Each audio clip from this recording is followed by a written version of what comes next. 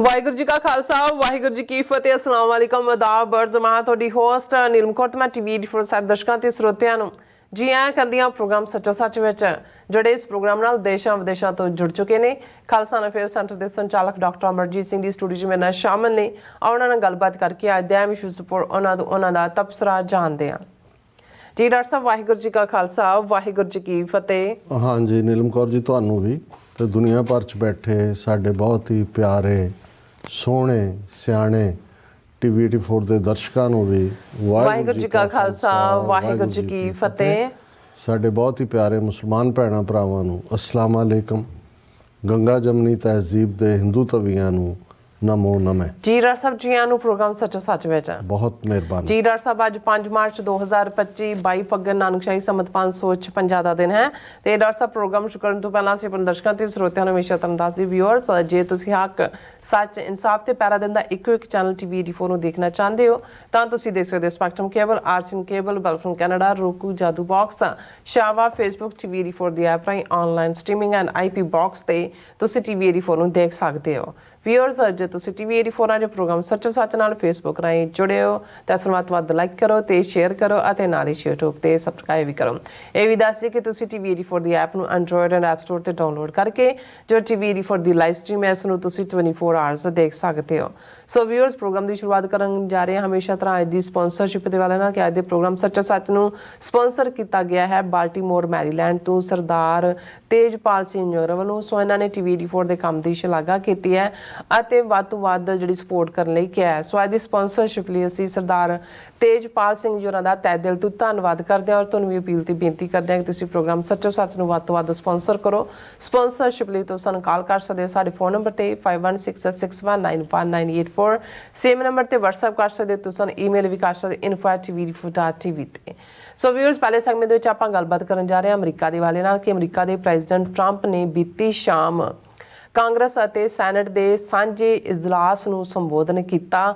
ਜਿਸ ਨੂੰ state of the union address ਕਿਹਾ ਜਾਂਦਾ ਔਰ ਲਗਭਗ ਪੌਣੇ 2 ਘੰਟੇ ਦੇ ਆਪਣੇ ਭਾਸ਼ਣ ਵਿੱਚ ਟਰੰਪ ਨੇ ਬੀਤੇ 6 ਹਫ਼ਤਿਆਂ ਦੀਆਂ ਆਪਣੀਆਂ ਜਿਹੜੀਆਂ ਪ੍ਰਾਪਤੀਆਂ ਨੇ ਉਹ ਗਿਣਾਈਆਂ ਨੇ। ਸੋ ਇਸ ਸਪੀਚ ਨੂੰ ਸਮਝਣ ਦੀ ਕੋਸ਼ਿਸ਼ ਕਰਨ ਜਾ ਰਹੇ ਹਾਂ। ਸੋ ਅਸੀਂ ਚਾਹਾਂਗੇ ਕਿ ਤੁਸੀਂ ਇਸੇ ਤਰ੍ਹਾਂ ਬੜੇ ਰਹਿਣਾ। ਦੇਖਣ ਸੁਣਨ ਲਈ ਤੁਹਾਡਾ ਸਭ ਦਾ ਬਹੁਤ ਬਹੁਤ ਧੰਨਵਾਦ। ਜੀ ਡਾਕਟਰ ਸਾਹਿਬ ਕੀ ਕਹਿਣਾ ਚਾਹੋਗੇ? ਸਭ ਤੋਂ ਪਹਿਲਾਂ ਤਾਂ ਅੱਜ ਦੇ ਪ੍ਰੋਗਰਾਮ ਨੂੰ ਸਪਾਂਸਰ ਕਰਨ ਲਈ ਅਸੀਂ ਵੀਰ ਤੇਜਪਾਲ ਸਿੰਘ ਬਾਲਟੀਮੋਰ ਮੈਰੀਲੈਂਡ ਉਹਨਾਂ ਦਾ ਸ਼ੁਕਰੀਆ ਅਦਾ ਕਰਦੇ ਹਾਂ। ਬਿਲਕੁਲ ਜਿਵੇਂ ਮੈਂ ਪਹਿਲਾਂ ਵੀ ਕਿਹਾ ਸੀ ਕਿ ਜਦੋਂ ਮਦਦ ਉਸ ਸੈਕਟਰ ਵੱਲੋਂ ਆਉਂਦੀ ਹੈ ਜਿਹੜੇ ਸਾਡੇ ਟੀਵੀ 84 ਦੇ ਸ਼ੋਜ਼ ਰਾਹੀਂ ਸਾਡੇ ਨਾਲ ਜੁੜੇ ਨੇ, ਸਿੱਧੇ ਤੌਰ 'ਤੇ ਸਾਡੇ ਨਾਲ ਕੋਈ ਉਹਨਾਂ ਦਾ ਰਾਬਤਾ ਨਹੀਂ ਸੀ ਜਾਂ ਨਹੀਂ ਹੈ, ਅਤੇ ਹੋਰ ਵੀ ਖੁਸ਼ੀ ਹੁੰਦੀ ਹੈ ਔਰ ਆਪਣੇ ਆਪ ਨੂੰ ਇਹ ਗੱਲ ਹੌਸਲਾ ਵੀ ਮਿਲਣ ਵਾਲਾ ਹੁੰਦਾ ਹੈ ਇਸ ਗੱਲ ਦੇ ਨਾਲ ਕਿ ਟੀਵੀ 84 ਪਿਛਲੇ ਲਗਭਗ 13 ਸਾਲ ਤੋਂ ਦਸੰਬਰ 2012 'ਚ ਇਸ ਦੀ ਸ਼ੁਰੂਆਤ ਹੋਈ ਔਰ ਜੋ ਆਸ਼ਾ ਲੈ ਕੇ ਜਦੋਂ ਇਸ ਦੀ ਸ਼ੁਰੂਆਤ ਕੀਤੀ ਗਈ ਕਿ ਭਾਈ ਅਸੀਂ ਸਿੱਖ ਨੁਕਤਾ ਨਿਗਾਹ ਤੋਂ ਦੁਨੀਆ ਦੇ ਵਿੱਚ ਕੀ ਵਾਪਰਦਾ ਹੈ, ਕੀ ਸਮਝੌਤਾ ਕਿਸੇ ਦਾ ਹੁੰਦਾ, ਦੋ ਸੱਜਣ ਮਿਲਦੇ ਨੇ, ਦੋ ਵਿਛੜਦੇ ਨੇ, ਜਾਂ ਦੋ ਮੁਲਕ ਆਪਸ ਦੇ ਵਿੱਚ ਕੋਈ ਇਕਰਾਰ ਕਰਦੇ ਨੇ, ਜਾਂ ਕੋਈ ਵੀ ਘਟਨਾ ਦੁਨੀਆ 'ਚ ਕਿਤੇ ਵੀ ਵਾਪਰਦੀ ਹੈ ਉਹ ਸਿੱਖ ਕੌਮ ਦੇ ਹਿੱਤਾਂ ਨੂੰ ਕਿਵੇਂ ਪ੍ਰਭਾਵਿਤ ਕਰੇਗੀ, ਉਹ ਸਾਡੇ ਗੁਰੂਆਂ ਦੀ ਧਰਤੀ ਪੰਜਾਬ ਨੂੰ ਕਿਵੇਂ ਉਸ ਦੇ ਨਾਲ ਉਸ ਦੇ ਕੀ ਐਕਸ਼ਨ ਰਿਐਕਸ਼ਨ ਹੋਣਗੇ, ਇਹਨੂੰ ਸਮਝਣ ਦੀ ਕੋਸ਼ਿਸ਼ ਔਰ ਇਸ ਦੇ ਉੱਤੇ ਜਿਹੜਾ ਸਿੱਖ ਨੁਕਤਾ ਨਿਗਾਹ ਨੂੰ ਪ੍ਰਾਇੋਰਟੀ ਦੇਣ ਦੀ ਗੱਲ। ਔਰ ਇਹਦੇ 'ਚ ਕੋਈ ਸ਼ੱਕ ਨਹੀਂ ਹੈ ਕਿ ਰੁਕਾਵਟਾਂ ਦੇ ਬਾਵਜੂਦ ਅਸੀਂ ਇਹ ਸਫ਼ਰ ਇਸ ਲਈ ਸਫਲਤਾ ਸਹਿਤ ਤੈਅ ਕਰ ਸਕੇ ਕਿ ਸਾਡੇ ਵਿਊਅਰਸ ਨੇ ਬਹੁਤ ਵੱਡੀ ਗਿਣਤੀ ਦੇ ਵਿੱਚ ਜਿਹੜਾ ਹੈ ਉਹ ਫਾਈਨੈਂਸ਼ੀਅਲ ਸਪੋਰਟ ਵੀ ਕੀਤੀ। ਵਿਊਅਰਸ਼ਿਪ ਵੀ ਆਪਣੇ ਆਪ ਦੇ ਵਿੱਚ ਇੱਕ ਐਨਕਰੇਜਮੈਂਟ ਹੁੰਦੀ ਹੈ। ਜਦੋਂ ਅਸੀਂ ਅੱਜ 2.5 ਲੱਖ ਦੇ ਨੇੜੇ ਤੇੜੇ ਸਾਡੇ YouTube 'ਤੇ ਸਬਸਕ੍ਰਾਈਬਰ ਹੋਣ ਜਾ ਰਹੇ ਨੇ, ਅਸੀਂ ਉਸ ਪਾਸੇ ਵੱਲ ਨਜ਼ਰ ਮਾਰਦੇ ਹਾਂ ਤਾਂ ਫਿਰ ਇਹ ਲੱਗਦਾ ਹੈ ਕਿ ਇੱਕ ਐਕਸਕਲੂਸਿਵ ਪੋਲੀਟੀਕਲ ਸ਼ੋਅ ਦੇ ਚੱਲਦੇ ਹਾਂ ਔਰ ਕੋਈ ਸਾਡੇ ਕੋਲ PR ਲਈ ਜਾਂ ਦੂਜੇ ਅਸੀਂ ਕੋਈ ਸੋਸ਼ਲ ਮੀਡੀਆ ਦਾ ਠੀਕ ਇਸਤੇਮਾਲ ਅਜੇ ਤੱਕ ਵੀ ਨਹੀਂ ਕਰ ਪਾਏ ਹਾਂ। ਇਹਦੇ ਬਾਵਜੂਦ ਜਿਸ ਲੈਵਲ 'ਤੇ ਸਾਨੂੰ ਸਪੋਰਟ ਮਿਲੀ ਹੈ ਉਸ ਦੇ ਲਈ ਅਸੀਂ ਹਮੇਸ਼ਾ ਹੀ ਸ਼ੁਕਰਗੁਜ਼ਾਰ ਹਾਂ ਔਰ ਇਹ ਸਾਨੂੰ ਹੌਸਲਾ ਦਿੰਦਾ ਹੈ ਕਿ ਅਸੀਂ ਠੀਕ ਰਾਹ ਦੇ ਉੱਤੇ ਤੁਰੇ ਹੋਏ ਹਾਂ। ਬਿਲਕੁਲ। ਵੀਰ ਤੇਜਪਾਲ ਸਿੰਘ ਬੀਤੇ ਐਤਵਾਰ ਭਾਈ ਨਰਿੰਦਰ ਸਿੰਘ ਹੋਰਾਂ ਨੂੰ ਉਹਨਾਂ ਦੀ ਟੀਮ, ਕਿਉਂਕਿ ਆਉਣ ਵਾਲਾ ਅਪ੍ਰੈਲ ਬੜਾ ਅਹਿਮੀਅਤ ਵਾਲਾ ਹੈ, 5 ਅਪ੍ਰੈਲ ਨੂੰ ਵਾਸ਼ਿੰਗਟਨ DC ਕੈਪੀਟਲ ਹਿੱਲ ਦੇ ਉੱਤੇ ਜਿਹੜਾ ਜਿਸ ਨੂੰ ਫਰੀडम ਮਾਰਚ ਦੇ ਨਾਲ ਹੀ ਜਿਸ ਦੀ ਸ਼ੁਰੂਆਤ ਹੋਈ, ਭਾਵੇਂ ਉਹਨੂੰ ਤੁਸੀਂ ਖਾਲਸਾ ਸਾਜਨਾ ਦਿਵਸ ਨਾਲ ਜੋੜ ਲਓ ਜਾਂ ਕਿਸੇ ਹੋਰ ਨਾਲ, ਪਰ ਮਕਸਦ ਇਹ ਹੈ ਕਿ ਈਸਟ ਕੋਸਟ ਦੀਆਂ ਗੁਰਦੁਆਰਾ ਕਮੇਟੀਆਂ, ਸਿੱਖ ਸੰਗਤਾਂ ਵਾਸ਼ਿੰਗਟਨ DC ਦੇ ਵਿੱਚ ਇਸ ਮਾਰਚ ਨਾਲ ਜਿਹੜਾ ਕਿ ਕੈਪੀਟਲ ਹਿੱਲ ਤੇ ਜਾ ਕੇ ਟਰਮੀਨੇਟ ਹੁੰਦਾ ਹੈ, ਜਿਸ ਦੇ ਵਿੱਚ ਲਗਾਤਾਰਤਾ ਨਾਲ ਹਰ ਸਾਲ ਗਿਣਤੀ ਵੱਧਦੀ ਜਾ ਰਹੀ ਹੈ ਔਰ ਜਿਸ ਉਤਸ਼ਾਹ ਨਾਲ ਗੁਰਦੁਆਰਾ ਕਮੇਟੀਆਂ ਵੀ ਲੋਕਲ ਜਿਹੜੀਆਂ ਵਾਸ਼ਿੰਗਟਨ DC ਔਰ ਮੈਰੀਲੈਂਡ ਔਰ ਵਰਜੀਨੀਆ ਦੀਆਂ ਨੇ ਪਾਰਟਿਸਿਪੇਟ ਕਰ ਰਹੀਆਂ ਨੇ, ਅਸੀਂ ਸਮਝਦੇ ਹਾਂ ਵੀ ਇੱਕ ਇਵੈਂਟ ਐਸਟੈਬਲਿਸ਼ ਹੋਈ ਹੈ। ਸੋ ਉਸੇ ਕੰਟੈਕਸਟ ਦੇ ਵਿੱਚ ਜਦੋਂ ਇਹ ਬਾਲਟੀਮੋਰ ਗਏ ਤੇ ਵੀਰ ਤੇਜਪਾਲ ਸਿੰਘ ਹੋਰਾਂ ਦੇ ਨਾਲ ਮੁਲਾਕਾਤ ਹੋਈ,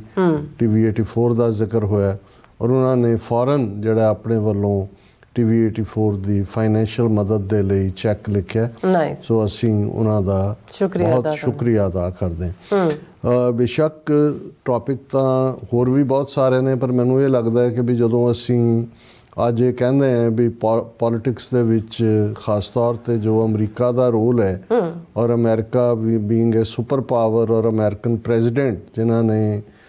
ਜਦੋਂ ਤੋਂ ਸਹੁੰ ਚੁੱਕੀ ਹੈ 20 ਜਨਵਰੀ ਤੋਂ ਅੱਜ ਜਦੋਂ ਅਸੀਂ 5 ਮਾਰਚ ਨੂੰ ਗੱਲ ਕਰ ਰਹੇ ਹਾਂ, ਆਲਮੋਸਟ 42-43 ਦਿਨ ਹੋ ਗਏ ਨੇ ਔਰ ਜਿਸ ਪੀਰੀਅਡ 'ਚ ਉਹਨਾਂ ਨੇ ਆਪਣੀ ਜਿਹੜੀ ਨੀਤੀ ਜੋ ਕੈਂਪੇਨ ਵੇਲੇ ਸਾਹਮਣੇ ਸੀ ਉਹਦੇ ਤਹਿਤ ਹੀ 100 ਦੇ ਕਰੀਬ ਜਿਹੜੇ ਨੇ ਉਹ ਐਗਜ਼ੈਕਟਿਵ ਆਰਡਰ ਸਿੱਧੇ ਤੌਰ ਤੇ 400 ਤੋਂ ਜ਼ਿਆਦਾ ਅਦਰਵਾਈਜ਼ ਆਰਡਰ ਜਾਰੀ ਕੀਤੇ ਨੇ, ਜਿਹੜਾ ਉਹਨਾਂ ਦੇ ਆਪਣੇ ਕਹਿਣ ਮੁਤਾਬਕ ਵੀ ਇੱਕ ਰਿਕਾਰਡ ਹੈ ਜਿਹੜਾ ਪਹਿਲਾਂ ਕਿਸੇ ਨੇ ਨਹੀਂ ਕੀਤਾ। ਲੇਕਿਨ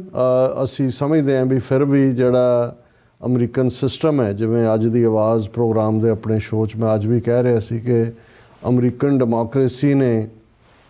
ਲਗਭਗ 2.5 ਸਦੀਆਂ ਦਾ ਸਫ਼ਰ ਤੈਅ ਕੀਤਾ ਔਰ ਇਹਦੇ 'ਚ ਕੋਈ ਸ਼ੱਕ ਨਹੀਂ ਹੈ ਕਿ ਆਬਸਟੈਕਲਸ ਵੀ ਰਹੀਆਂ ਇਸੇ ਮੁਲਕ ਦੇ ਵਿੱਚ, ਸਲੇਵਰੀ ਵੀ ਸੀ, ਇੱਕ ਜੰਗ ਜਿਹੜੀ ਸਿਵਲ ਵਾਰ ਅਮਰੀਕਾ ਦੀ ਹੁੰਦੀ ਹੈ, ਪਹਿਲਾਂ ਤਾਂ ਅਸੀਂ ਰੈਵੋਲੂਸ਼ਨਰੀ ਵਾਰ ਦੀ ਗੱਲ ਕਰਦੇ ਹਾਂ ਜਿਹੜੀ ਹੈਵੀ ਆਰਡਸ ਦੇ ਖਿਲਾਫ ਅਮਰੀਕਨ 13 ਕਾਲੋਨੀਜ਼ ਨੇ ਲੜੀ ਬ੍ਰਿਟਿਸ਼ ਅੰਪਾਇਰ ਦੇ ਖਿਲਾਫ,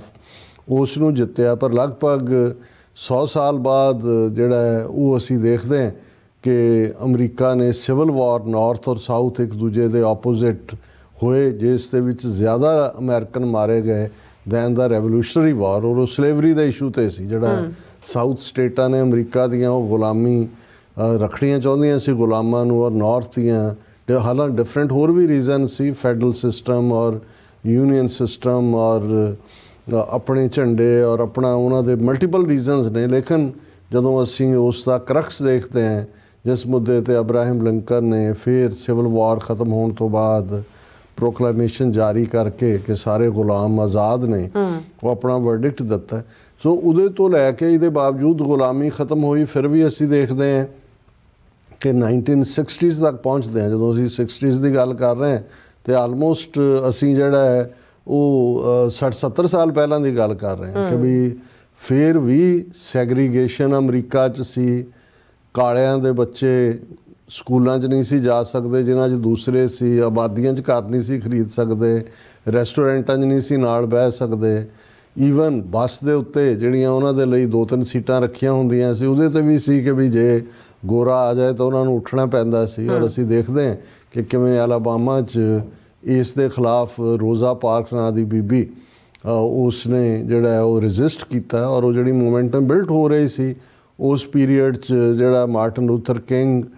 ਮੈਲਕਮ ਐਕਸ ਜਿਹੜੇ ਇੱਕ ਵੱਡੇ ਲੀਡਰਸ ਦੇ ਤੌਰ 'ਤੇ ਉੱਭਰੇ, ਪਰ ਉਹਨਾਂ ਦੇ ਪਿੱਛੇ ਬਹੁਤ ਵੱਡਾ ਸਪੋਰਟ ਬੇਸ ਸੀ ਜਿਨ੍ਹਾਂ ਦੇ ਵਿੱਚ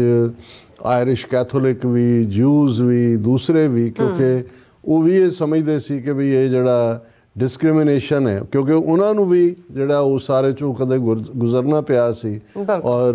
ਰੇਸਿਜ਼ਮ ਹਾਵੀ ਸੀ। ਸੋ ਅਸੀਂ ਉਹ ਦੇਖਦੇ ਹਾਂ ਕਿ ਵੀ ਉਸ ਦੀ ਵੀ ਕਿੰਨੀ ਕੀਮਤ ਅਦਾ ਕਰਨੀ ਪਈ। ਹਾਲਾਂ ਦੋਨੋਂ ਹੀ, ਮਾਰਟਨ ਲੂਥਰ ਕਿੰਗ ਦਾ ਵੀ ਮਰਡਰ ਹੋਇਆ, ਮੈਲਕਮ ਐਕਸ ਦਾ ਵੀ ਮਰਡਰ ਹੋਇਆ, ਲੇਕਿਨ ਅਮਰੀਕਾ ਜਿਹੜਾ ਹੈ ਉਹ JF ਕੈਨੇਡੀ ਔਰ ਦੂਸਰੇ ਦੇ ਪੀਰੀਅਡ ਤੱਕ ਪਹੁੰਚਦੇ ਹਾਂ ਅਸੀਂ ਦੇਖਦੇ ਹਾਂ ਕਿ ਭਾਈ ਕਿਵੇਂ ਉਹ ਸਾਰੇ ਜਿਹੜੇ ਨੇ ਡਿਸਕ੍ਰਿਮੀਨੇਟਰੀ ਕਾਨੂੰਨ ਟੁੱਟੇ, ਲਿੰਚਿੰਗ ਵਰਗਾ ਮਾਹੌਲ ਹੁੰਦਾ ਸੀ, ਇੱਥੇ ਕੁੱਟ-ਕੁੱਟ ਕੇ ਮਾਰ ਦਿੰਦੇ ਸੀ, ਦਰਖਤ ਨਾਲ ਟੰਗ ਦਿੰਦੇ ਸੀ। ਔਰ ਉਸ ਸਾਰੇ ਤੋਂ ਬਾਅਦ ਜਿਹੜਾ ਈਵਨ ਜੇ ਅਸੀਂ ਸਿੱਖ ਹਿਸਟਰੀ ਅਮਰੀਕਾ ਦੇ ਵਿੱਚ ਦੇਖੀਏ, ਭਾਵੇਂ 19th ਸੈਂਚਰੀ ਐਂਡ ਦੇ ਵਿੱਚ ਬ੍ਰਿਟਿਸ਼ ਕੋਲੰਬੀਆ ਤੋਂ ਸਿੱਖ ਆਏ, ਔਰ ਅਸੀਂ ਗਦਰ ਪਾਰਟੀ ਦਾ ਜ਼ਿਕਰ ਕਰਦੇ ਹਾਂ ਵੀ ਅਕਸਰ ਇਹ ਦੱਸਦੇ ਹਾਂ ਵੀ ਕਿਵੇਂ ਇਹ ਇੱਕ ਵੱਡਾ ਬੇਸ ਬ੍ਰਿਟਿਸ਼ ਕੋਲੰਬੀਆ ਔਰ ਅਮਰੀਕਾ ਸੀ। 1912 ਦੇ ਵਿੱਚ Pacific cost Khalsa Diwan society Stockton ਦੇ ਗੁਰਦੁਆਰੇ ਤੋਂ ਇਸ ਦਾ ਆਗਾਜ਼ ਹੁੰਦਾ ਹੈ। ਕਰਤਾਰ ਸਿੰਘ ਸਰਾਭਾ, ਗੁਰਮੁਖ ਸਿੰਘ ਲਲਤੋਂ, ਬਾਬਾ ਸੋਹਣ ਸਿੰਘ ਭਕਨਾ, ਕਿਸ ਲੈਵਲ ਦੇ ਲੋਕ ਇੱਥੇ ਵਿਚਰੇ। ਔਰ ਉਸ ਜ਼ਮਾਨੇ 'ਚ ਆਲਮੋਸਟ 8000 ਸਿੱਖ ਜਿਹੜਾ ਬ੍ਰਿਟਿਸ਼ ਕੋਲੰਬੀਆ ਔਰ ਕੈਲੀਫੋਰਨੀਆ 'ਚ ਸੀ, ਉਹਨਾਂ 'ਚੋਂ 7000 ਵਾਪਸ ਮੁੜ ਗਏ ਸੀ ਗਦਰ ਮਚਾਉਣ ਦੇ ਲਈ। ਔਰ ਇੰਨੀਆਂ ਪਾਬੰਦੀਆਂ ਸੀ ਇੱਥੇ, ਤੁਸੀਂ ਉਸ ਪੀਰੀਅਡ ਦਾ ਦੇਖੋ ਕਿ ਕੋਈ ਵੀ ਜਿਹੜਾ ਗੈਰ ਗੋਰਾ ਹੈ ਅਮਰੀਕਨ ਹੈ, ਉਹ ਜ਼ਮੀਨ ਆਪਣੇ ਨਾਂ 'ਤੇ ਨਹੀਂ ਸੀ ਖਰੀਦ ਸਕਦਾ, ਆਪਣੀ ਜਿਹੜੀ ਹੈ ਉਹ ਵਾਈਫ ਨਹੀਂ ਸੀ ਲਿਆ ਸਕਦਾ, ਜਾਂ ਉੱਥੋਂ ਇਹੀ ਕਾਰਨ ਹੈ ਕਿ ਜਿਹੜੀ ਪਹਿਲੀ ਜਨਰੇਸ਼ਨ ਇੱਥੇ ਆਈ ਉਹਨਾਂ ਨੇ ਮੋਸਟਲੀ ਮੈਕਸੀਕਨ ਲੇਡੀਜ਼ ਦੇ ਨਾਲ ਵਿਆਹ ਕੀਤੇ। ਔਰ ਇਹ ਇੰਨਾ ਜਾਰੀ ਰਿਹਾ ਕਿ ਜਦੋਂ ਅਸੀਂ ਦੇਖਦੇ ਹਾਂ ਕਿ 1947 ਤੋਂ ਬਾਅਦ ਹੀ ਇਹ ਜਿਹੜਾ ਪਾਰਟ ਟੁੱਟਿਆ, ਉਹਨਾਂ ਨੂੰ ਜੇ ਕੋਈ ਗੋਰੀ ਔਰਤ ਕਿਸੇ ਗੈਰ ਗੋਰੇ ਨਾਲ ਵਿਆਹ ਕਰਾਉਂਦੀ ਸੀ, ਉਹਦੀ ਸਿਟੀਜ਼ਨਸ਼ਿਪ ਖਤਮ ਹੋ ਜਾਂਦੀ ਸੀ। ਸੋ ਉਸ ਸਾਰੇ 'ਚੋਂ ਵੀ ਅਮਰੀਕਾ ਲੰਘਿਆ। ਔਰ ਦਲੀਪ ਸਿੰਘ ਸੌਂਦ ਪਹਿਲਾ ਕਾਂਗਰਸਮੈਨ 1950 'ਚ ਬਣਦਾ, ਔਰ ਫਿਰ ਉਹ ਜਿਹੜਾ ਸਾਰਾ ਟੁੱਟਦਾ ਹੈ। ਔਰ 1960s ਪਹਿਲਾ ਪੀਰੀਅਡ ਬਣਦਾ ਹੈ ਜਦੋਂ ਕਿ ਪਹਿਲਾ ਬੈਚ ਸਿੱਖ ਇੰਜੀਨੀਅਰਸ ਦਾ, ਡਾਕਟਰਸ ਦਾ, ਕਿਉਂਕਿ ਜਿੱਥੇ ਸੈਗਰੀਗੇਸ਼ਨ ਟੁੱਟਾ, ਸਿਵਲ ਲਿਬਰਟੀ ਮੂਵਮੈਂਟ ਨੇ ਚੇਂਜ ਲਿਆਂਦੀ, ਉੱਥੇ ਇਮੀਗ੍ਰੇਸ਼ਨ ਪਾਲਿਸੀ ਵੀ ਬਦਲੀ, ਅਮਰੀਕਾ ਖੁੱਲ੍ਹਿਆ ਬਾਕੀਆਂ ਦੇ ਲਈ। ਔਰ ਜੇ ਅਸੀਂ 1960 ਤੋਂ ਹੁਣ 2025 ਤੱਕ ਦੇ 60 ਸਾਲ ਬਾਅਦ ਦੇਖੀਏ ਤੇ ਅੱਜ ਹੁਣ ਬਹੁਤ ਸਾਰੀਆਂ ਉਹਨਾਂ ਨੀਤੀਆਂ ਨੂੰ ਇੱਕ ਰਿਵਰਸ ਲੱਗ ਰਿਹਾ ਹੈ, ਜਿੱਥੇ ਜਦੋਂ ਇਲੀਗਲ ਇਮੀਗ੍ਰੇਸ਼ਨ ਦੀ ਗੱਲ ਹੁੰਦੀ ਹੈ, ਦੂਸਰੀਆਂ ਚੀਜ਼ਾਂ ਦੀ ਹੁੰਦੀ ਹੈ। ਪਰ ਮੈਂ ਇਹ ਬੈਕਗਰਾਊਂਡ ਇਸ ਲਈ ਦਿੱਤੀ ਹੈ ਵੀ ਕਈ ਵਾਰ ਸਾਡੇ ਵੀ ਆਪਣੇ ਲੋਕਾਂ 'ਚ ਕਾਫੀ ਕਈਆਂ ਦੇ ਵਿੱਚ ਨਿਰਾਸ਼ਤਾ ਵੀ ਹੈ, ਬਹੁਤ ਸਾਰੇ ਜਾਨਣਾ ਵੀ ਚਾਹੁੰਦੇ ਨੇ ਵੀ ਇਹ ਗੱਲ ਕਿੱਧਰ ਨੂੰ ਜਾਏਗੀ। ਸੋ ਮੈਂ ਕਿਹਾ ਵੀ ਹਮੇਸ਼ਾ ਅਮਰੀਕਾ 'ਚ ਉਹੀ 1960 'ਚ ਉਹੀ ਲੋਕ, ਵਿਤਨਾਮ ਇੱਕ ਪਾਸੇ ਜੰਗ ਸੀ, ਕੋਰੀਅਨ ਜੰਗ ਦੇ ਵਿੱਚ 60-70 ਹਜ਼ਾਰ ਅਮਰੀਕਨ ਫੌਜੀ ਮਰੇ, ਵਿਤਨਾਮ 'ਚ ਮਰੇ, ਪਰ ਫਿਰ ਉਹਨਾਂ ਯੂਨੀਵਰਸਿਟੀ ਕੈਂਪਸਿਸ 'ਚੋਂ ਲੋਕ ਬਾਹਰ ਨਿਕਲੇ, ਦੂਜਾ ਹੋਇਆ, ਨੀਤੀਆਂ ਬਦਲਦੀਆਂ ਚਲੀਆਂ ਗਈਆਂ। ਸੋ ਅਮਰੀਕਨ ਜਿਹੜੀ ਸਪਿਰਿਟ ਹੈ ਖਾਸ ਤੌਰ ਤੇ ਸਿਵਲ ਸੁਸਾਇਟੀ ਦੀ, ਇਹਦੇ ਬਾਵਜੂਦ ਜਿਹੜੇ ਲੋਕ ਡਿਸੀਜਨ ਮੇਕਿੰਗ ਤੇ ਨੇ, ਟਾਈਮ ਟੂ ਟਾਈਮ ਉਹ ਗਲਤ ਜਾਂ ਠੀਕ ਫੈਸਲਾ ਲੈਂਦੇ ਰਹੇ ਨੇ। ਸੁਪਰੀਮ ਕੋਰਟ ਦੀਆਂ ਵੀ ਤੁਸੀਂ ਜਜਮੈਂਟਸ ਨੂੰ ਕੋਟ ਕਰ ਸਕਦੇ ਹੋ, ਪਰ ਜਿਹੜੀ ਸਿਵਲ ਸੁਸਾਇਟੀ ਦੀ ਰੈਜ਼ਿਲੀਅੰਸ ਹੈ ਔਰ ਗੋਇੰਗ ਫॉर ਦਾ ਬੈਟਰ ਹੈ, ਅਲਟੀਮੇਟਲੀ ਉਹ ਡਿਸਾਈਡਿੰਗ ਫੈਕਟਰ ਬਣਦਾ ਹੈ। ਔਰ ਖੱਬਿਓਂ ਸੱਜਿਓਂ ਹੋ ਕੇ ਹਰ ਕੋਈ ਆਪਣੀਆਂ ਚਮਦੀਆਂ ਚਲਾ ਕੇ ਜਦੋਂ ਤੁਰ ਜਾਂਦਾ, ਫਿਰ ਅਮਰੀਕਨ ਉਹਨੂੰ ਬੈਲੈਂਸ ਕਰਦੇ ਨੇ। ਔਰ ਇਹਦੇ 'ਚ ਕੋਈ ਸ਼ੱਕ ਨਹੀਂ ਹੈ ਕਿ ਇਲੀਗਲ ਇਮੀਗ੍ਰੇਸ਼ਨ ਇੱਕ ਵੱਡੀ ਸਮੱਸਿਆ ਸੀ। ਔਰ ਇਹੀ ਕਾਰਨ ਹੈ ਕਿ ਜਦੋਂ ਅੱਜ ਅਸੀਂ ਪ੍ਰੈਜ਼ੀਡੈਂਟ ਟਰੰਪ, ਜਿਨ੍ਹਾਂ ਨੇ ਬੀਤੀ ਰਾਤ ਕਾਂਗਰਸ ਔਰ ਸੈਨੇਟ ਦੋਨਾਂ ਦੇ ਜੁਆਇੰਟ ਸੈਸ਼ਨ ਨੂੰ ਐਡਰੈਸ ਕੀਤਾ ਹੈ, ਇਸ ਵੇਲੇ US ਕਾਂਗਰਸ ਦੇ ਵਿੱਚ 435 ਕਾਂਗਰਸਮੈਨ ਨੇ ਔਰ 100 ਸੈਨੇਟਰ ਨੇ। ਸੋ ਅਸੀਂ ਜੁਆਇੰਟ ਸੈਸ਼ਨ ਜਿਹਨੂੰ state of the union address ਕਿਹਾ ਜਾਂਦਾ, ਸੋ 535 ਕਾਂਗਰਸਮੈਨ ਜਿਹੜੇ ਨੇ, ਜਿਨ੍ਹਾਂ 'ਚ ਕਾਂਗਰਸਮੈਨ ਸੈਨੇਟਰ ਬੋਥ ਕੰਬਾਈਨਡ, ਉਹਨਾਂ ਨੂੰ ਐਡਰੈਸ ਕੀਤਾ। ਕੋਈ ਸਪੈਸ਼ਲ ਗੈਸਟ ਵੀ ਸਨ ਜਿਹੜੇ ਖਾਸ ਤੌਰ ਤੇ ਜਿਨ੍ਹਾਂ ਨੂੰ ਰੈਫਰ ਕੀਤਾ ਟਰੰਪ ਨੇ, ਕੋਈ ਵਿਕਟਮ ਸੀ, ਉਹਨਾਂ ਦੇ ਪਰਿਵਾਰ ਸੀ, ਬਾਕੀ ਫਸਟ ਲੇਡੀ ਔਰ ਦੂਸਰੇ ਉਹਨਾਂ ਦੀ ਮੌਜੂਦਗੀ, ਵਾਈਸ ਪ੍ਰੈਜ਼ੀਡੈਂਟ ਦੀ ਵਾਈਫ ਜਾਂ ਉਹਨਾਂ ਦੀ ਮੌਜੂਦਗੀ। ਸੋ ਇਹ ਸਾਰਾ ਇੱਕ ਇਨਫੈਕਟ ਜਦੋਂ ਅਸੀਂ state of the union address the we spirit ਦੇਖਦੇ ਹਾਂ, ਹਾਲਾਂਕਿ ਇਸ ਵਾਰ ਕੁਛ ਨਵਾਂ ਐਕਸਪੈਕਟਡ ਨਹੀਂ ਸੀ, ਕਿਉਂਕਿ ਆਲਰੇਡੀ ਇਹਨਾਂ 45 ਦਿਨਾਂ ਦੇ ਵਿੱਚ ਜਾਂ 43 ਦਿਨਾਂ ਦੇ ਵਿੱਚ ਟਰੰਪ ਨੇ ਆਪਣੇ ਇੰਨੇ ਕੁ ਐਗਜ਼ੈਕਟਿਵ ਆਰਡਰ ਔਰ ਇੰਨੇ ਕੁ ਫੈਸਲੇ ਪਹਿਲਾਂ ਹੀ ਉਥਲ ਪੁਥਲ ਮਚਾਈ ਹੋਈ ਸੀ। ਨਹੀਂ ਤਾਂ ਬਹੁਤ ਵਾਰ ਇਹ ਜਿਹੜਾ ਇਹਦਾ ਨਾਮ ਵੀ state of the union address ਦਾ ਮਤਲਬ ਹੀ ਇਹ ਸੀ ਕਿ ਜਿਹੜਾ ਵੀ ਪ੍ਰੈਜ਼ੀਡੈਂਟ, ਭਾਵੇਂ ਡੈਮੋਕਰੇਟ ਜਾਂ ਰਿਪਬਲਿਕਨ, 2 ਪਾਰਟੀ ਸਿਸਟਮ ਹੈ, ਉਹਨਾਂ 'ਚੋਂ ਕਿਸੇ 'ਚੋਂ ਚੁਣ ਕੇ ਆਉਂਦਾ ਹੈ। ਸੋ ਲੇਕਿਨ ਉਸ ਹਾਊਸ ਦੇ ਚੈਂਬਰ ਦੇ ਵਿੱਚ ਪਹੁੰਚਦੇ ਆ, ਉਸ ਦੇ ਕੋਲ ਮੌਕਾ ਸੀ ਕਿ ਵੀ ਉਹ ਇਹ ਪ੍ਰੈਜ਼ੈਂਟ ਕਰਦਾ ਸੀ ਕਿ ਮੈਂ ਹੁਣ ਸਭ ਦਾ ਪ੍ਰੈਜ਼ੀਡੈਂਟ ਹੈ, ਜਿਨ੍ਹਾਂ ਨੇ ਮੈਨੂੰ ਵੋਟ ਨਹੀਂ ਵੀ ਪਾਈ, ਭਾਵੇਂ ਆਪੋਜੀਸ਼ਨ 'ਚ ਜਾਂ ਕੋਈ ਹੈ। ਸੋ ਇਹ ਇੱਕ ਆਪਣੇ ਆਪ ਦੇ ਵਿੱਚ ਇੱਕ ਉਹ, ਕਿਉਂਕਿ ਬੈਲੈਂਸ ਆਫ ਪਾਵਰ ਜਦੋਂ ਅਸੀਂ ਗੱਲ ਕਰਦੇ ਹਾਂ ਕਿ ਅਮਰੀਕਨ ਸਿਸਟਮ ਨੇ ਕੋਸ਼ਿਸ਼ ਕੀਤੀ ਕਿ ਪ੍ਰੈਜ਼ੀਡੈਂਟ ਕੋਲ ਬਹੁਤ ਪਾਵਰਸ ਨੇ ਬਿਲਕੁਲ ਜੋ ਅਸੀਂ ਦੇਖ ਹੀ ਰਹੇ ਹਾਂ ਜਲਵਾ, ਲੇਕਿਨ ਚੈਕਸ ਐਂਡ ਬੈਲੈਂਸਿਸ ਵੀ ਨੇ। ਇਹੀ ਕਾਰਨ ਹੈ ਕਿ ਕਿੰਨੇ ਆਰਡਰ ਜਿਹੜੇ ਨੇ ਪ੍ਰੈਜ਼ੀਡੈਂਟ ਟਰੰਪ ਦੇ ਐਗਜ਼ੈਕਟਿਵ ਆਰਡਰ ਜੁਡੀਸ਼ਰੀ ਨੇ ਰੋਕ ਦਿੱਤੇ ਨੇ। ਈਵਨ $2 ਬਿਲੀਅਨ ਦੀ ਜਿਹੜੀ ਫੋਰਨ ਏਡ ਸਡਨਲੀ ਬੰਦ ਕਰਨ ਦੀ ਲਾਈਨ ਸੀ, ਉਹ ਈਵਨ ਅਮਰੀਕਨ ਸੁਪਰੀਮ ਕੋਰਟ ਨੇ ਉਸ ਨੂੰ ਖਤਮ ਕਰ ਦਿੱਤਾ। ਸੋ ਇਸੇ ਤਰ੍ਹਾਂ ਜੁਡੀਸ਼ਰੀ ਆਪਣੀ ਥਾਂ, ਫਿਰ ਜਿਵੇਂ ਹਰ 2 ਸਾਲ ਬਾਅਦ ਕਾਂਗਰਸਮੈਨ ਚੁਣਿਆ ਜਾਣਾ ਹੈ, 6 ਸਾਲ ਬਾਅਦ ਸੈਨੇਟਰ ਹੋਣਾ, ਸੋ ਉਹ ਰੋਟੇਸ਼ਨ ਔਰ ਪ੍ਰੈਜ਼ੀਡੈਂਟ ਦੇ ਕੋਲ 2 ਟਰਮਸ ਹੀ ਹੋਣਗੀਆਂ ਮੈਕਸਿਮਮ, ਕਿ ਬਈ ਉਹ ਆਲਰੇਡੀ ਸੈਕੰਡ ਟਰਮ 'ਚ ਟਰੰਪ ਆ ਚੁੱਕੇ ਨੇ। ਇਹ ਪ੍ਰੈਜ਼ੀਡੈਂਟ ਟਰੰਪ ਦਾ 5ਵਾਂ ਜਿਹੜਾ state of the union address ਸੀ, ਕਿਉਂਕਿ ਪਹਿਲੀ ਟਰਮ ਵੇਲੇ ਵੀ ਉਹਨਾਂ ਨੇ 4 ਐਡਰੈਸ ਕੀਤੇ, ਔਰ ਇਹ ਅਮਰੀਕਨ 250 ਸਾਲ ਦੀ ਹਿਸਟਰੀ 'ਚ ਸਭ ਤੋਂ ਲੰਬਾ ਭਾਸ਼ਣ ਸੀ ਉਹਨਾਂ ਦਾ, ਲਗਭਗ ਪੌਣੇ 2 ਘੰਟੇ ਦਾ। ਇਸ ਤੋਂ ਪਹਿਲਾਂ ਪ੍ਰੈਜ਼ੀਡੈਂਟ ਕਲਿੰਟਨ ਦਾ ਜਿਹੜਾ state of the union address ਸੀ, ਉਹ ਲਗਭਗ 1 ਘੰਟਾ 29 ਮਿੰਟ ਔਰ 30 ਸੈਕਿੰਡ ਦੇ ਨੇੜੇ ਤੇੜੇ ਸੀ। ਔਰ ਜਿਵੇਂ ਐਕਸਪੈਕਟਡ ਸੀ, president Trump full of enthusiasm, full of energy, ਔਰ ਪੂਰਾ ਉਹਨਾਂ ਨੇ ਜਿਹੜੇ ਚਸਕੇ ਵੀ ਲਏ ਜਦੋਂ ਡੈਮੋਕ੍ਰੇਟਾਂ ਨੂੰ ਠਿੱਠ ਕੀਤਾ। ਉਹਨਾਂ ਨੇ ਆਪਣੀਆਂ ਪ੍ਰਾਪਤੀਆਂ ਵੀ ਗਿਣਾਈਆਂ, ਬੋਸਟ ਵੀ ਕੀਤਾ, ਗੋਲਡਨ ਏਜ ਸ਼ੁਰੂ ਹੋਣ ਦੀ ਗੱਲ ਵੀ ਕੀਤੀ,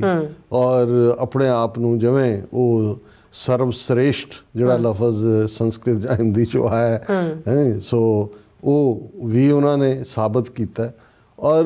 ਅਨਫੋਰਚੂਨੇਟਲੀ ਜਿਹੜਾ ਪਾਰਟ, ਕਿਉਂਕਿ ਮੈਂ ਪਿਛਲੇ ਆਲਮੋਸਟ ਇਹਨਾਂ ਸਾਰੇ ਹੀ 35-36 ਸਾਲਾਂ 'ਚ ਜਿੰਨੀਆਂ ਪ੍ਰੈਜ਼ੀਡੈਂਸ਼ੀਅਲ ਇਲੈਕਸ਼ਨਸ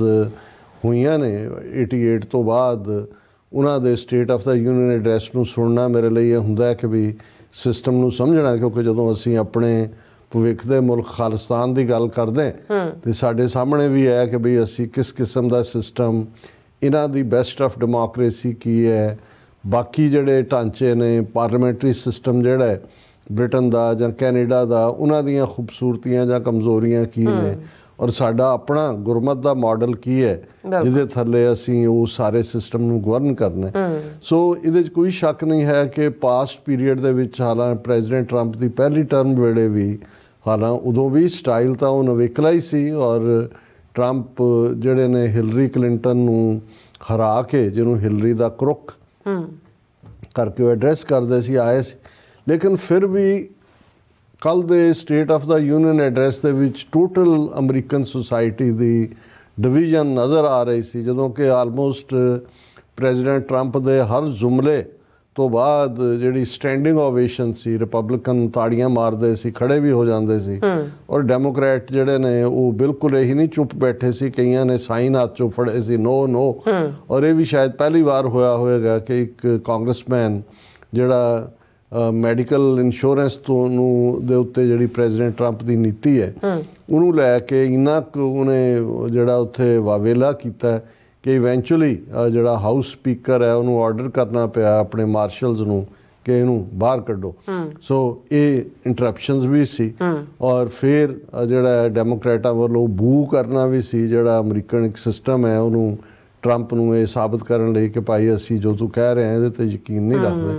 ਲੇਕਿਨ ਜਿਸ ਐਂਥੂਜ਼ੀਆਜ਼ਮ ਨਾਲ ਵਾਈਸ ਪ੍ਰੈਜ਼ੀਡੈਂਟ ਵੈਂਸ, ਕਿਉਂਕਿ ਵੈਂਸ ਨੂੰ ਪਬਲਿਕਲੀ ਤਾਂ ਬਹੁਤਿਆਂ ਨੇ ਜਦੋਂ ਯੂਕਰੇਨੀਅਨ ਪ੍ਰੈਜ਼ੀਡੈਂਟ ਜ਼ੈਲੈਂਸਕੀ ਦੇ ਨਾਲ ਜਿਹੜਾ ਹੋਇਆ ਉਦੋਂ ਦੇਖਿਆ, ਕੱਲ੍ਹ ਵੀ ਇਹ ਨਜ਼ਰ ਆ ਰਿਹਾ ਸੀ ਕਿ ਭਾਈ ਨੈਕਸਟ ਇਨ ਲਾਈਨ ਜਿਹੜਾ ਉਹਦਾ ਰੁਖ ਚੱਕ ਕੀ ਹੋਏਗਾ। ਸਪੀਕਰ ਵੀ ਫੁੱਲ ਆਫ ਉਹ ਸਾਰਿਆਂ ਨੂੰ ਹੈਂਡਲ ਕਰ ਰਿਹਾ ਸੀ। ਸੋ ਕੁੱਲ ਮਿਲਾ ਕੇ ਹਾਲਾਂਕਿ ਮੇਰੇ ਕੋਲ ਆਲਮੋਸਟ ਪੌਣੇ 2 ਘੰਟੇ 'ਚ ਟਰੰਪ ਨੇ ਕੀ ਕਿਹਾ ਉਹਦੀ ਸਕ੍ਰਿਪਟ ਹੈ। ਮੇਰੀ ਮਨਸ਼ਾ ਤਾਂ ਸੀ ਕਿ ਮੈਂ ਪੁਆਇੰਟ ਵਾਈਜ਼ ਡਿਸਕਸ ਕਰਦਾ, ਪਰ ਸਾਨੂੰ ਘੜੀ ਦਾ ਵੀ ਧਿਆਨ ਰੱਖਣਾ ਪੈਂਦਾ,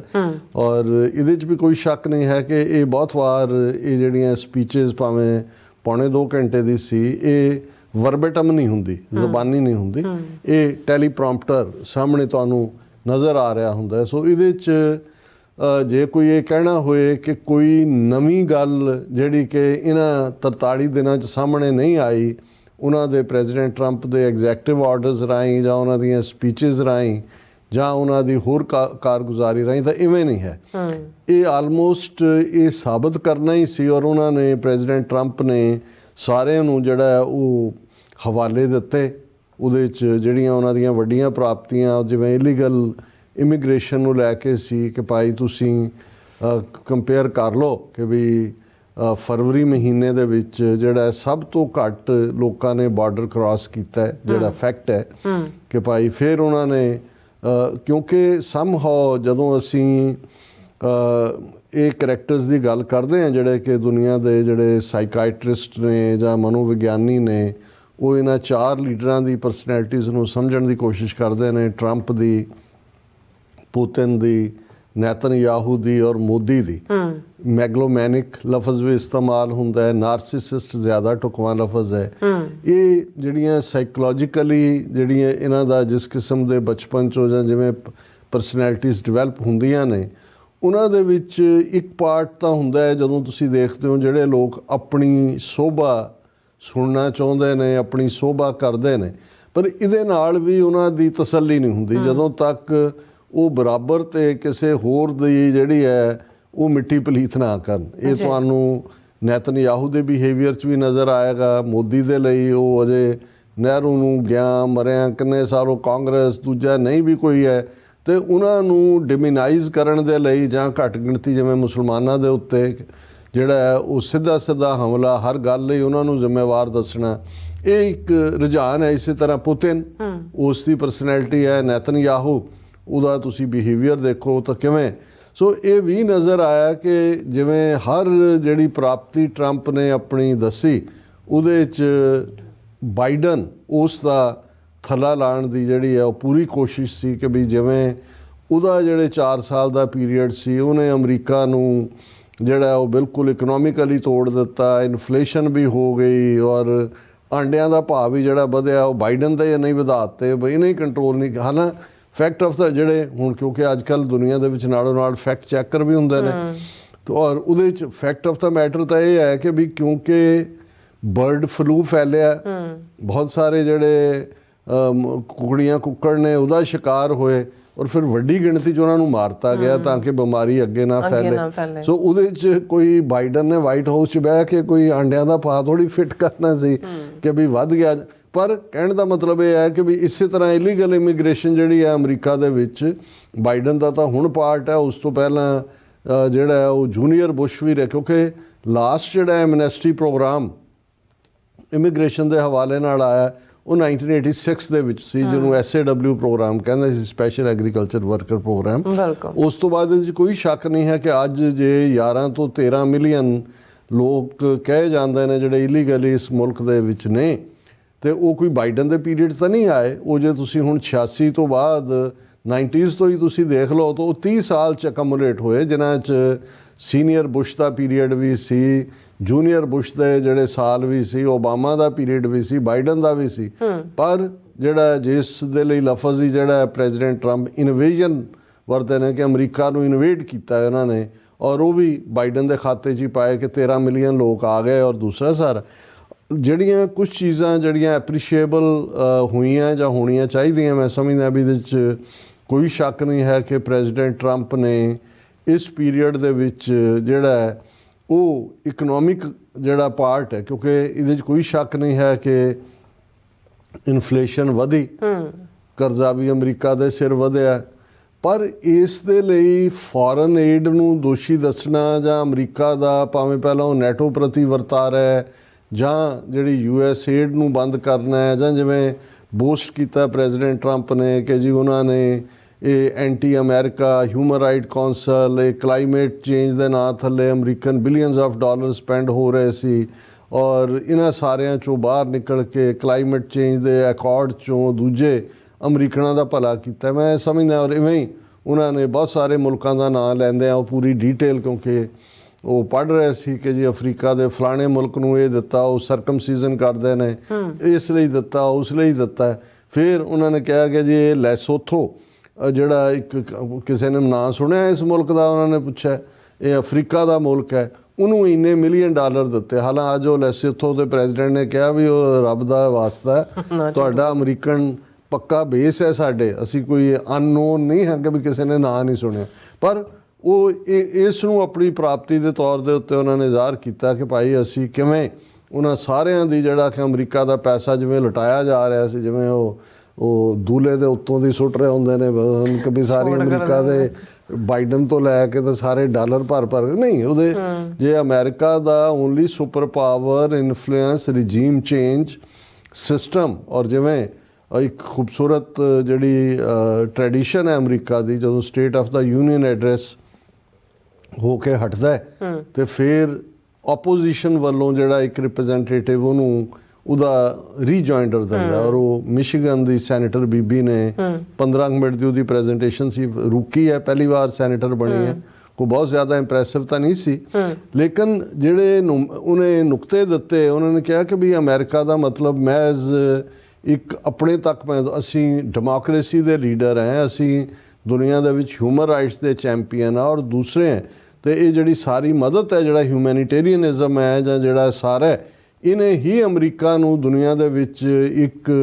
ਰੁਤਬਾ ਵੀ ਦਿੱਤਾ ਔਰ ਇਹ ਬਿਲਕੁਲ ਠੀਕ ਹੈ ਔਰ ਇਸੇ ਤਰ੍ਹਾਂ ਜੇ ਨੈਟੋ ਦੇ ਹਵਾਲੇ ਨਾਲ ਹਾਲਾਂ ਉਹਦੇ 'ਚ ਕੋਈ ਬਹੁਤ ਜ਼ਿਆਦਾ ਸਖਤ ਗੱਲਾਂ ਨਹੀਂ ਕੀਆਂ ਉਹਨਾਂ ਨੇ ਲੇਕਿਨ ਇਹ ਸਾਰੇ ਚੋਂ ਜਿਵੇਂ ਕੱਲ੍ਹ ਹੀ ਮੇਰਾ ਖਿਆਲ ਹੈ ਉਹਨਾਂ ਨੂੰ ਯੂਕਰੇਨ ਦੇ ਪ੍ਰੈਜ਼ੀਡੈਂਟ ਜ਼ੈਲੈਂਸਕੀ ਦਾ ਜਿਹੜਾ ਇੱਥੋਂ ਤਾਂ ਲੜ ਕੇ ਗਿਆ ਪਰ ਐਂ ਲੱਗਦਾ ਵੀ ਉਹਨੇ ਪੂਰੇ ਸਾਰੇ ਗੋਡੇ ਹੀ ਨਹੀਂ ਟੇਕੇ ਉਹ ਪੂਰਾ ਅਸ਼ਟਾਂਗ ਪ੍ਰਣਾਮ ਜਿਹਨੂੰ ਕਹਿੰਦੇ ਨੇ 8 ਅੰਗ ਥੱਲੇ ਡਿੱਗਣਾ ਲੰਮੇ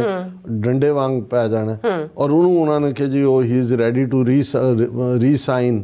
ਜਿਹੜਾ ਮਿਨਰਲ ਡੀਲ ਹੈ ਰੇਅਰ ਅਰਥ ਮਟੀਰੀਅਲ ਔਰ ਅਬਾਈਡ ਬਾਈ ਕਰਨ ਲਈ ਤਿਆਰ ਹੈ ਜਿਹਨੂੰ ਬਹੁਤ ਅਪਲਾਡ ਕੀਤਾ ਸਾਰਿਆਂ ਨੇ ਔਰ ਇਸੇ ਤਰ੍ਹਾਂ ਜਿਹੜਾ ਉਹਨੇ ਜਿਹੜਾ ਆਪਣਾ ਜਿਹੜਾ ਬਾਕੀ ਪਾਰਟ ਹੈ ਉਹ ਤਾਂ ਉਵੇਂ ਹੀ ਰੱਖਿਆ ਕਿ ਗ੍ਰੀਨਲੈਂਡ ਵੀ ਅਸੀਂ ਲਵਾਂਗੇ ਹੀ ਲਵਾਂਗੇ ਪਨਾਮਾ ਦਾ ਵੀ ਜਿਹੜਾ ਅਸੀਂ ਜਿਹੜਾ ਉਹ ਲੈਣਾ ਹੀ ਲੈਣਾ ਹਾਲਾਂ ਚੰਗੀ ਗੱਲ ਇਹ ਸੀ ਕਿ ਗਜ਼ਾ ਦੇ ਮੁੱਦੇ ਦੇ ਉੱਤੇ ਉਹ ਆਪਣਾ ਉਹਨੂੰ ਟੂਰਿਸਟ ਰਿਜ਼ੋਰਟ ਬਣਾਉਣ ਵਾਲੀ ਗੱਲ ਜਾਂ ਦੂਜੀ ਤੀਜੀ ਉਹ ਨਹੀਂ ਕੀਤੀ ਰਾਦਰ ਉਹਦੇ 'ਚ ਉਹਨਾਂ ਨੇ ਆਪਣੀ ਪਹਿਲੀ ਟਰਮ ਦੀ ਪ੍ਰਾਪਤੀ ਕਿ ਜੀ ਮੈਂ ਇਹਨਾਂ ਸਾਰੇ ਮਿਡਲ ਈਸਟ ਦੇ ਵਿੱਚ ਅਬਰਾਹਮਿਕ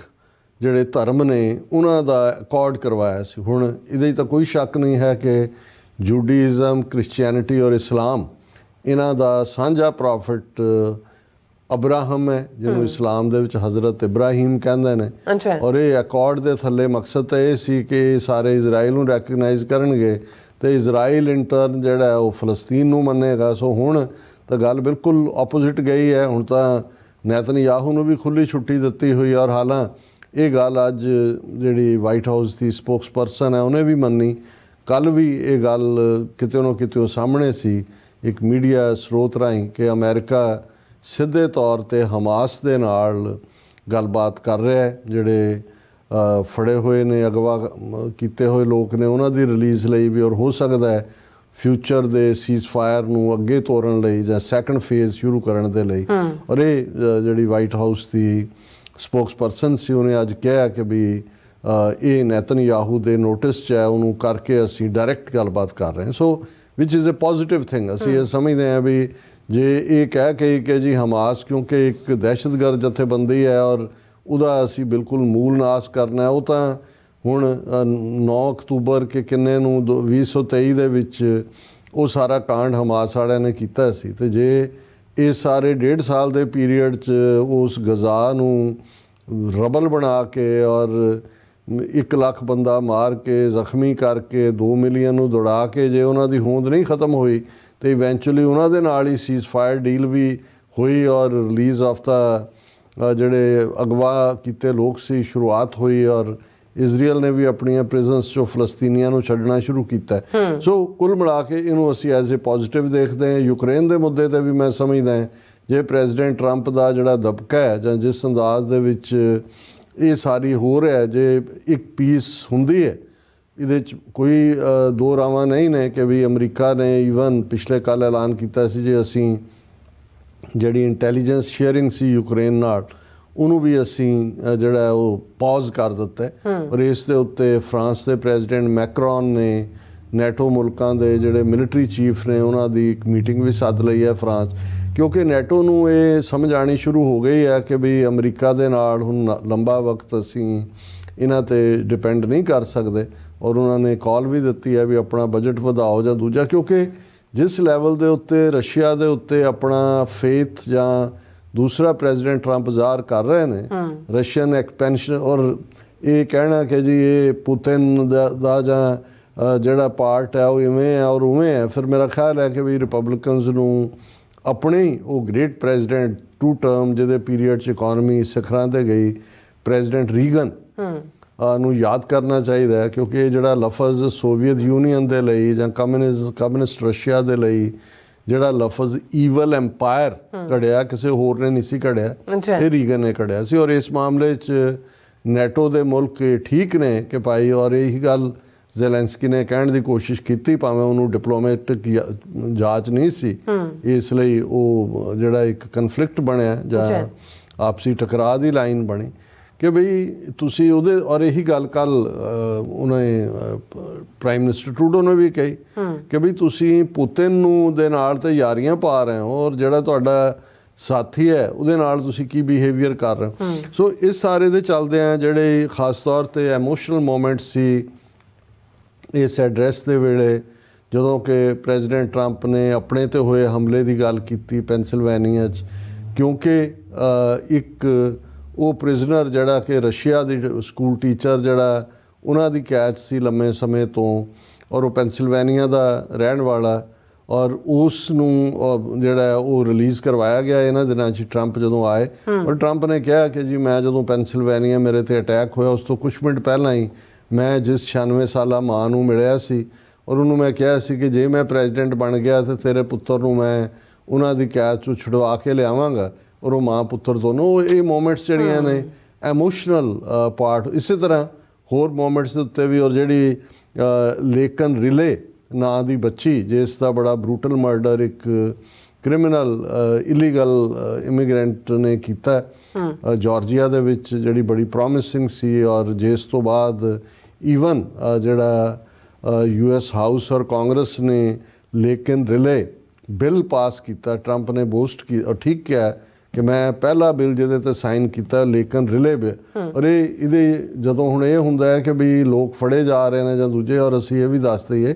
ਲੇਕਿਨ ਰਿਲੇ ਲਾਅ ਬੜਾ ਖਤਰਨਾਕ ਲਾਅ ਹੈ। ਅੱਗੇ ਹੁੰਦਾ ਸੀ ਕਿ ਜੇ ਤੁਸੀਂ ਛੋਟੀ ਮੋਟੀ ਕੋਈ ਸ਼ਾਪ ਲਿਫਟਿੰਗ ਕੀਤੀ ਜਾਂ ਕੋਈ ਹੋਰ ਹੋਇਆ, ਸਟੂਡੈਂਟ ਹੈ ਕੋਈ ਜਾਂ ਦੂਜਾ ਹੈ, ਉਹ ਮਾੜਾ ਮੋਟਾ ਦੇ ਕੇ ਤਾਂ ਉਹਨੂੰ ਛੱਡ ਦਿੰਦੇ ਸੀ ਉਹਦੀ। ਹੁਣ ਇਹ ਜਿਹੜਾ ਲੇਕਿਨ ਰਿਲੇ ਜਿਹੜਾ ਉਸ ਬੱਚੀ ਦਾ ਨਾਂ ਸੀ ਜਿਹਦਾ ਮਰਡਰ ਹੋਇਆ,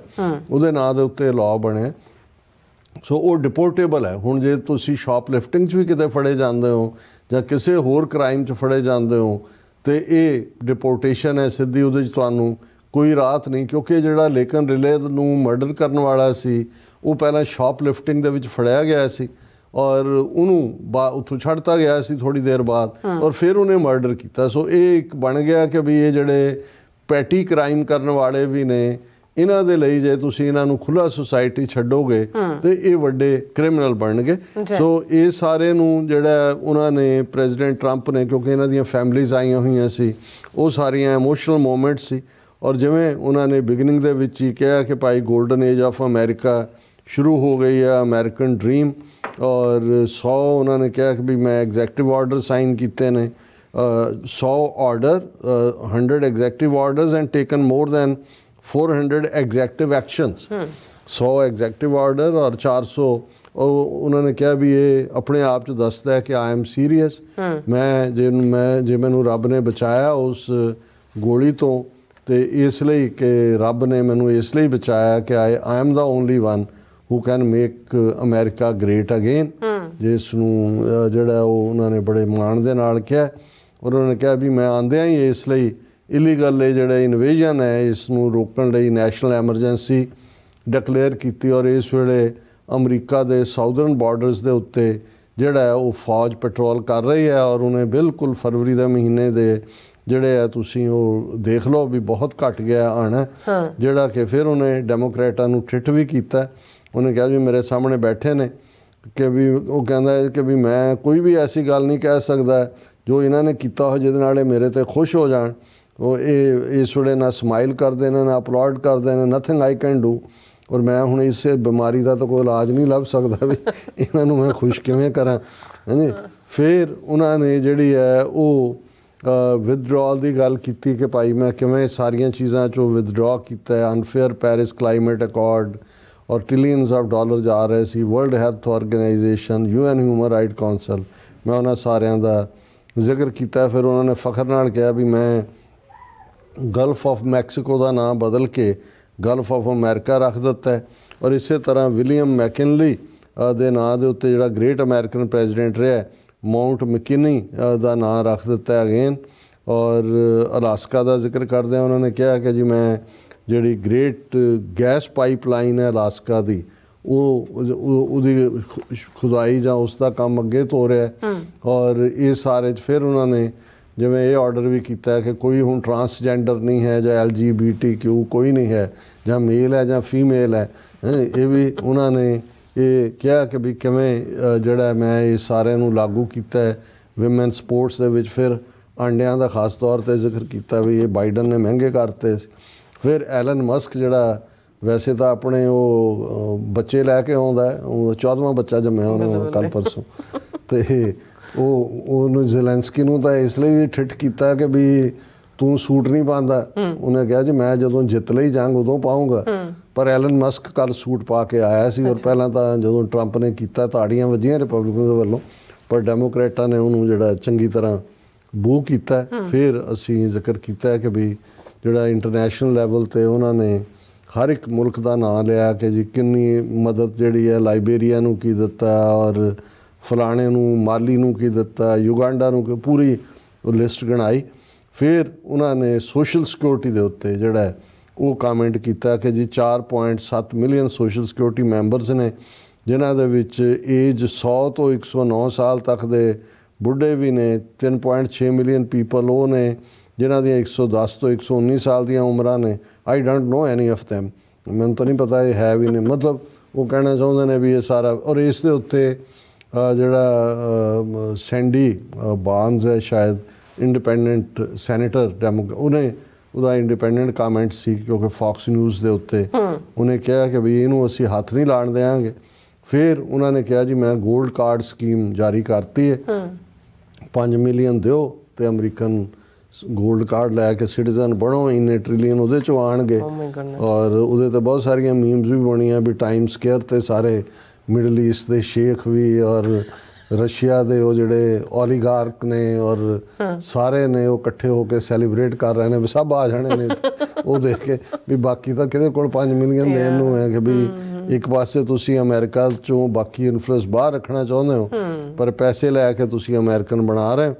ਔਰ ਇਸੇ ਤਰ੍ਹਾਂ ਉਹਨਾਂ ਨੇ ਫਿਰ ਹੋਰ ਵੀ ਲੰਮੀਆਂ ਚੌੜੀਆਂ ਗੱਲਾਂ ਬਾਤਾਂ ਕੀਤੀਆਂ। ਫੈਕਟ ਚੈੱਕ ਦੇ ਵਿੱਚ ਕੁਝ ਚੀਜ਼ਾਂ ਠੀਕ ਸਾਬਤ ਨਹੀਂ ਹੋਈਆਂ, ਜਿਵੇਂ ਜਿਹੜਾ ਇਹ ਵੀ ਉਹਨਾਂ ਨੇ ਕਿਹਾ ਵੀ ਜਿਹੜੀਆਂ ਟੈਰਿਫਸ ਔਰ ਦੂਸਰੀਆਂ ਲਾਈਆਂ ਇਹਨਾਂ ਨਾਲ ਜਿਹੜਾ ਉਹ ਸਭ ਨੂੰ ਅਕਲ ਆਏਗੀ ਟਿਕਾਣੇ। ਬੇਸ਼ੱਕ ਥੋੜ੍ਹਾ ਬਹੁਤ ਬੰਪੀ ਰੋਡ ਹੋਏਗੀ, ਅਮਰੀਕਨਾਂ ਨੂੰ ਥੋੜ੍ਹੀ ਡਿਫਿਕਲਟੀ 'ਚੋਂ ਲੰਘਣਾ ਪਏਗਾ, ਪਰ ਅਮਰੀਕਾ 'ਚ ਇਨਵੈਸਟਮੈਂਟ ਆਏਗੀ। ਔਰ ਇਸ ਦੇ ਨਾਲ ਉਹਨਾਂ ਨੇ ਜਿਹੜਾ ਮਸਕ ਦਾ ਪੂਰਾ ਸਾਥ ਦੇਣ ਦੀ ਗੱਲ ਕੀਤੀ ਕਿ ਦੇਖੋ ਜਿਹੜਾ ਉਹਦਾ ਗਵਰਨਮੈਂਟ ਐਫੀਸ਼ੀਐਂਸੀ ਬਣਾਇਆ ਉਹਨੂੰ ਜਿਹੜਾ ਮਹਿਕਮਾ ਉਹਨੇ ਦੇਖੋ ਕਿੰਨੇ ਪੈਸੇ ਵੇਸਟ ਤੋਂ ਬਚਾਏ, ਕਿੰਨੇ ਕਿਤਿਓਂ ਕੀਤੇ ਉੱਥੋਂ ਕੀਤੇ। ਹਾਲਾਂਕਿ ਫੈਕਟ ਚੈੱਕ ਦੇ ਵਿੱਚ ਇਹ ਕੋਈ ਬਹੁਤਾ ਠੀਕ ਨਹੀਂ ਆਉਂਦਾ। ਔਰ ਡੈਮੋਕ੍ਰੈਟਿਕ ਜਿਹੜਾ ਪੁਸ਼ ਬੈਕ ਸੀ ਉਹ ਬਹੁਤ ਲਾਊਡ ਸੀ ਜਿਵੇਂ ਅਸੀਂ ਕਿਹਾ। ਔਰ ਇਹ ਜਿਹੜਾ ਸਾਰੇ ਦਾ ਜਿਹੜਾ ਉਹ ਇੱਕ ਜਨਰਲ ਜਿਹਾ ਐਨਾਲਿਸਿਸ ਹੈ। ਔਰ ਅਸੀਂ ਸਮਝਦੇ ਹਾਂ ਕਿ ਵੀ ਆਉਣ ਵਾਲੇ ਪੀਰੀਅਡ ਦੇ ਵਿੱਚ ਗੱਲ ਤਾਂ ਅਲਟੀਮੇਟਲੀ ਇਹਦੇ 'ਚ ਕੋਈ ਸ਼ੱਕ ਨਹੀਂ ਹੈ ਕਿ ਬੜੇ fast executive order executive action ਆਏ ਨੇ। ਪ੍ਰੈਜੈਂਟੇਸ਼ਨ ਵੀ ਬੜੀ ਪ੍ਰਭਾਵਸ਼ਾਲੀ ਸੀ ਕਿਉਂਕਿ ਉਹਨਾਂ ਨੇ ਜੋ ਕੁਛ ਕੀਤਾ ਉਹ। ਲੇਕਿਨ ਆਉਣ ਵਾਲਾ ਇਹ ਪੀਰੀਅਡ ਦੱਸੇਗਾ ਵੀ ਇਹ ਸਾਰੇ ਸੈਕਟਰਸ 'ਚ ਜਿਹਦੇ 'ਚ ਇੰਨੀ ਵੱਡੀ ਚੇਂਜ ਦੀ ਗੱਲ ਹੋ ਰਹੀ ਹੈ ਇਹ ਕਿਵੇਂ ਫਿੱਟ ਹੋਏਗਾ। ਔਰ ਅਮਰੀਕਾ ਦਾ ਜਿਹੜਾ status as a super power, dollar ਦੀ ਸੁਪਰਾਮੇਸੀ ਔਰ ਅਮਰੀਕਨ ਪਾਸਪੋਰਟ ਜਾਂ ਅਮਰੀਕਨ ਸਿਟੀਜ਼ਨ ਦਾ ਰਿਸਪੈਕਟ ਅਰਾਊਂਡ ਦਾ ਗਲੋਬ ਜਿਹੜਾ ਇੱਕ ਸੀ ਉਹ ਕਿੰਨਾ ਕੁ ਮੇਨਟੇਨ ਰਹੇਗਾ। ਜੀ ਡਾਕਟਰ ਸਾਹਿਬ ਤੁਹਾਡਾ ਬਹੁਤ ਬਹੁਤ ਸ਼ੁਕਰੀਆ। ਸੋ ਥੱਲੇ ਬ੍ਰੇਕ ਔਰ ਬ੍ਰੇਕ ਤੇ ਜਾਣ ਤੋਂ ਪਹਿਲਾਂ ਅਸੀਂ ਦਰਸ਼ਕਾਂ ਦੇ ਸਰੋਤਿਆਂ ਨੂੰ ਅਪੀਲ ਦੀ ਬੇਨਤੀ ਕਰਦੀ ਹੈ ਵਿਊਅਰਸ, ਜਿਸ ਤਰ੍ਹਾਂ ਕਿ ਤੁਸੀਂ ਜਾਣਦੇ ਹੋ ਕਿ TV 84 ਹੱਕ ਸੱਚ ਇਨਸਾਫ ਦੀ ਆਵਾਜ਼ ਬੁਲੰਦ ਕਰ ਰਿਹਾ ਹੈ। ਆਵਾਜ਼ ਤੁਹਾਡੇ ਪਿਆਰ ਸਦਕਾ ਤੁਹਾਡੇ ਡੋਨੇਸ਼ਨ ਸਦਕਾ ਹੀ ਹੋ ਸਕਦੀ ਹੈ। ਸੋ ਅਸੀਂ ਚਾਹਾਂਗੇ ਕਿ ਤੁਸੀਂ TV 84 ਦੀ ਚੜ੍ਹਦੀ ਕਲਾ ਲਈ ਵੱਧ ਤੋਂ ਵੱਧ ਡੋਨੇਟ ਕਰੋ। ਡੋਨੇਟ ਕਰਨ ਲਈ ਸਾਡੀ ਵੈਬਸਾਈਟ tv84.tv ਤੇ ਜਾ ਕੇ ਪੇਪਲ ਦੀ ਵਰਤੋਂ ਕਰਕੇ 1 ਟਾਈਮ ਡੋਨੇਟ ਕਰ ਸਕਦੇ ਹੋ, ਮੰਥਲੀ ਡੋਨੇਟ ਵੀ ਕਰ ਸਕਦੇ ਹੋ। ਤੁਸੀਂ TV84 ਦੇ ਨਾਮ ਤੇ ਚੈੱਕ ਬਣਾ ਕੇ ਸਾਨੂੰ ਮੇਲ ਵੀ ਕਰ ਸਕਦੇ ਹੋ ਸਾਡੇ ਇਸ ਪਤੇ ਤੇ 36-01 37th Avenue, Long Island City, New York 11101 USA, ਜਾਂ ਫਿਰ ਤੁਸੀਂ ਸਾਨੂੰ ਫੋਨ ਰਾਹੀਂ ਵੀ ਸੰਪਰਕ ਕਰ ਸਕਦੇ ਹੋ 5166191984। ਤੁਸੀਂ ਸਾਨੂੰ ਈਮੇਲ ਵੀ ਕਰ ਸਕਦੇ info@tv84.tv ਤੇ। ਅਸੀਂ ਤੁਹਾਡੇ ਤਹਿ ਦਿਲ ਤੋਂ ਸ਼ੁਕਰਗੁਜ਼ਾਰ ਹੋਵਾਂਗੇ। ਸੋ ਇੱਥੇ ਲੈਣੇ ਬ੍ਰੇਕ। ਵਿਊਅਰਸ ਤੁਸੀਂ ਸਾਨੂੰ ਇਸੇ ਤਰ੍ਹਾਂ ਬਣੇ ਰਹਿਣਾ। ਮਿਲਦੇ ਹਾਂ ਆਫਟਰ ਦਿਸ ਸ਼ਾਰਟ ਬ੍ਰੇਕ।